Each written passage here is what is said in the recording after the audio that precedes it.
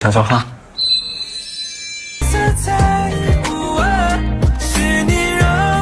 像你洁白牙齿一样，能充满微笑和美好的。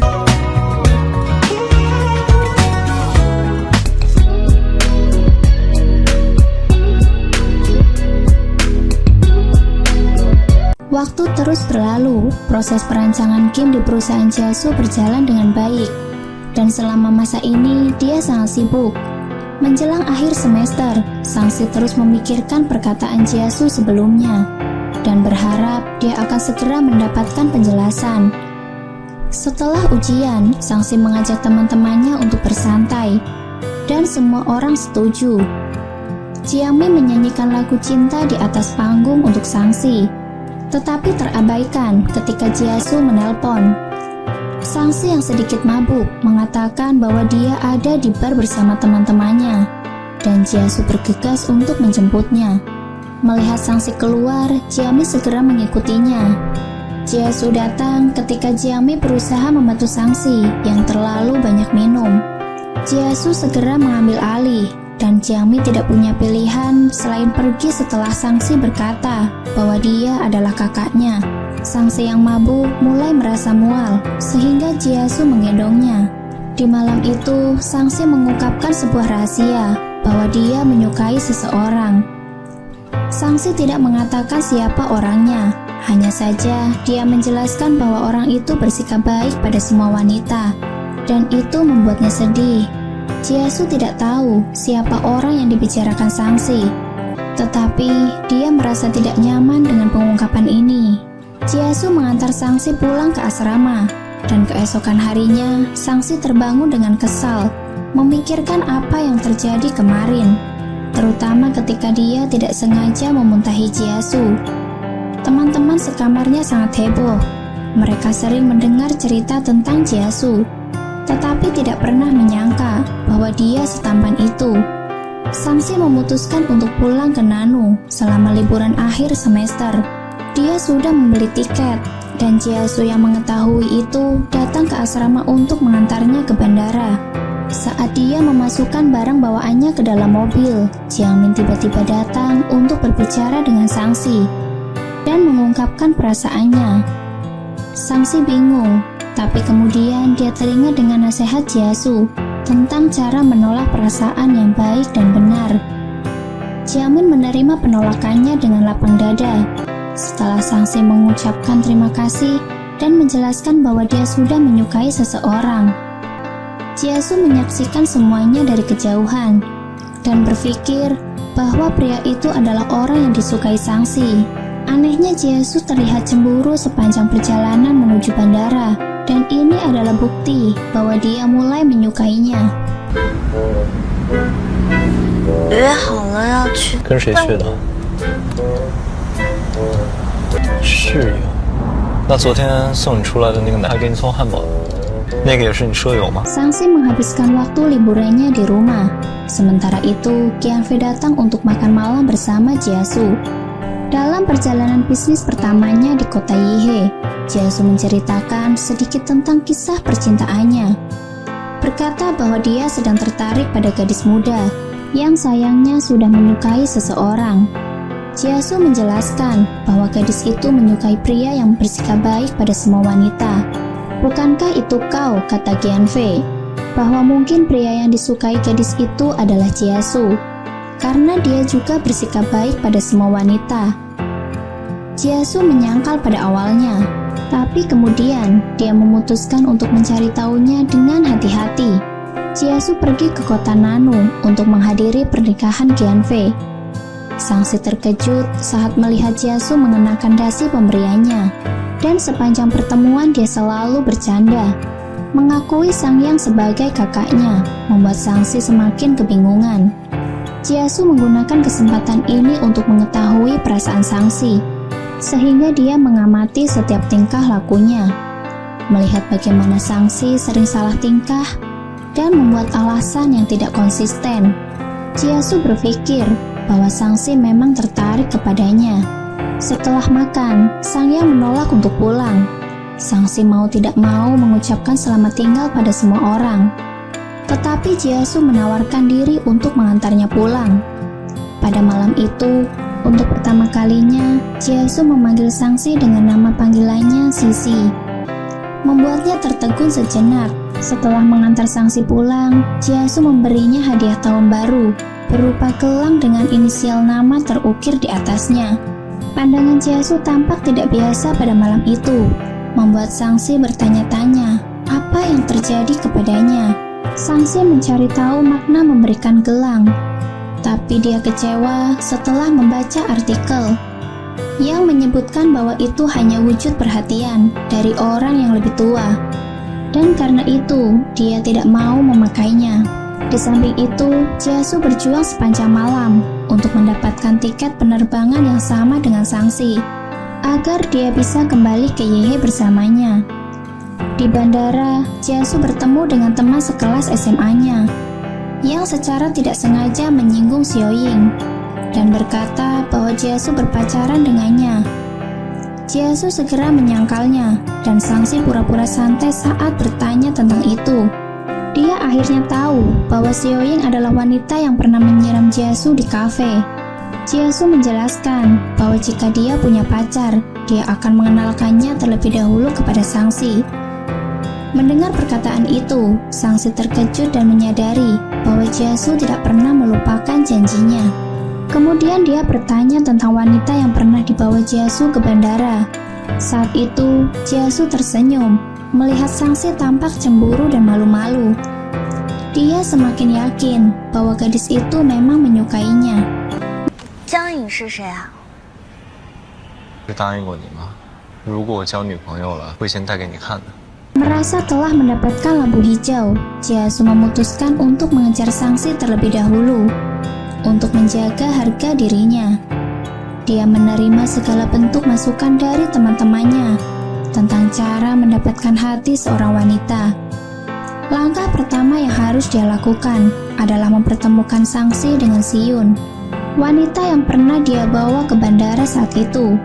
Dan setelah keduanya bertemu, Sang-si mengetahui bahwa Jia-su tidak pernah berpacaran, dan Siyun tidak lebih dari sekedar teman kantor. Tampaknya Jia-su meminta bantuan Siyun untuk menjelaskan semuanya kepada Sang-si, agar dia tidak salah paham. Setelah apa yang terjadi, Jia-su mengajak Sang-si ke bioskop.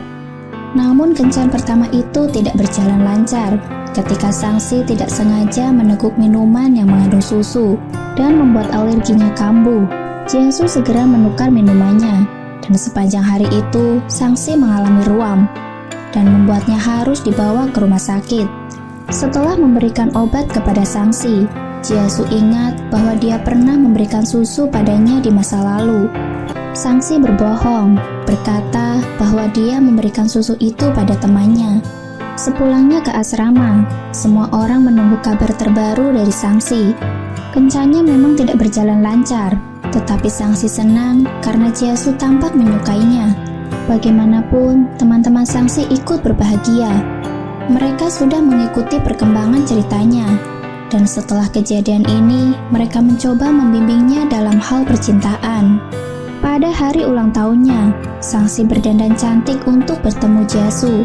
Mereka pergi menghabiskan waktu bersama. Di dalam bus, Jia-su senantiasa menjaga Sang-si dan menawarkan tangannya untuk dipegang agar dia tidak terjatuh. 你扶着我，别摔倒。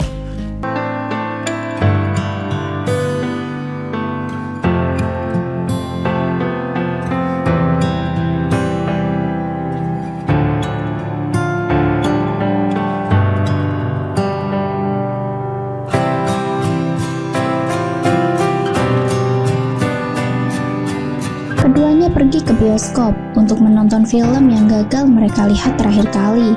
Jia-su menunjukkan segala bentuk perhatiannya kepada Sang-si, dan itu membuatnya sangat bahagia. Sang-si terkejut ketika Jia-su mengajaknya ke rumah. Dia masih ingat dengan perkataannya untuk tidak datang menemuinya di perusahaan dan rumahnya. Jia-su dengan cepat menjelaskan bahwa dia hanya tidak ingin Sang-si berpapasan dengan Xiaoying yang kemungkinan akan menyakitinya, dan karena itu dia memintanya untuk memberi kabar jika ingin menemuinya. Sangsi mengerti dan dia menerima ajakan Jia-su untuk datang ke rumahnya. Ternyata dia telah menyiapkan kejutan ulang tahun di rooftop rumahnya, serta kue ulang tahun yang disiapkan khusus untuknya. Sangsi sangat bahagia karena ini adalah ulang tahun pertamanya bersama Jia-su. Dan dia berharap bisa merayakannya lagi di masa depan. Jia-su juga menyiapkan hadiah untuk Sangsi dan meminta dia untuk membukanya. Jia-su menyadari bahwa Sangsi disukai banyak orang, sehingga dia bertanya bagaimana cara mendapatkan hatinya. Sangsi menjelaskan bahwa orang itu harus tampan, baik, lebih tinggi satu kepala darinya, dan punya pandangan yang sama. Jia-su kemudian bertanya, "Bolehkah aku mengejarmu?" Sangsi menjadi gugup, bertanya-tanya apakah dia bersungguh-sungguh dengan perkataannya. Jia-su tampak serius, dia tidak ingin hanya menjadi kakak bagi Sangsi. Jia-su menjelaskan bahwa dia meminta izin seperti ini agar Sangsi tidak bingung dengan semua sikap baik yang akan ditunjukkan. Sangsi ragu-ragu dan hanya berkata bahwa Jia-su boleh mengejarnya. Sangsi semakin tersipu malu ketika Jia-su memujinya, berkata bahwa dia terlihat cantik hari ini.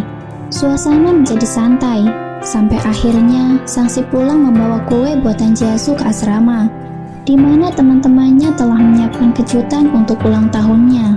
Sangsi mendapat hadiah kamera kecil dari Jia-su, dan dia sangat menyukainya. Di malam itu, Sangsi memberitahu kakaknya bahwa dia mungkin akan berpacaran dengan seseorang. Sangyen yang sibuk mengelola bar hanya memperingatkan Sangsi untuk berhati-hati. Tapi setelah mendengar bahwa adiknya mengincar seseorang yang lebih tua, dia tidak bisa tenang dan segera menceramahinya. 你这个年纪好好学习，别学着谈恋爱。 Sangsi menerima saran temannya untuk memuji Jia-su dan tidak langsung menerima ajakannya untuk berkencan. Baru setelah Jia-su terus mencari cara agar bisa bertemu dengannya, Sangsi menerima ajakannya. Namun kesibukan Jia-su tampaknya menjadi alasan utama kenapa mereka pada akhirnya jarang bertemu. Melalui kejadian ini, Sangsi mulai meragukan perasaan Jia-su. Hingga suatu ketika, Jia-su lagi-lagi harus membatalkan janji kencannya dengan Sangsi. Kali ini bukan karena pekerjaan, tapi dia harus pergi ke rumah sakit untuk melihat keadaan ayahnya yang koma akibat kecelakaan beberapa tahun yang lalu. Malam itu, setelah tidak sengaja menabrak ayah Xiaoying, alih-alih bertanggung jawab, ayah Jia-su memilih untuk kabur. Keluarga meminta dia untuk menyerahkan diri ke polisi, tapi dia tidak mau mendengar dan pergi melompat ke jendela yang cukup tinggi. Kehidupan Jia-su hancur seketika. Ayahnya yang tidak berdaya koma di rumah sakit. Ibunya terpaksa terus bekerja siang dan malam untuk mencari nafkah, dan masa muda Jia-su dihabiskan untuk belajar sambil bekerja. Penderitaannya terus berlanjut ketika ibunya jatuh sakit dan akhirnya meninggal dunia.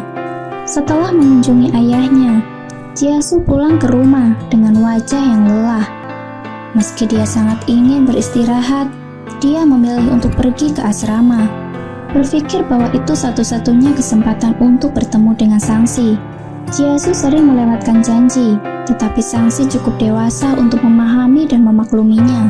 Sebagai bentuk dukungan, saat mereka bertemu, Sangsi membelikan permen kapas untuk Jia-su dan mengatakan bahwa memakan ini akan membuatnya bahagia. Ini adalah pertama kalinya Jia-su mendapat dukungan yang manis dari seseorang, dan dia sangat bersyukur. Ketika Sangsi menghadiri seminar terbuka di kampusnya, Jia-su diam-diam datang untuk berpartisipasi. Sangsi sangat gugup ketika Jia-su terus menatapnya, sehingga dia pura-pura tidur dan memejamkan matanya.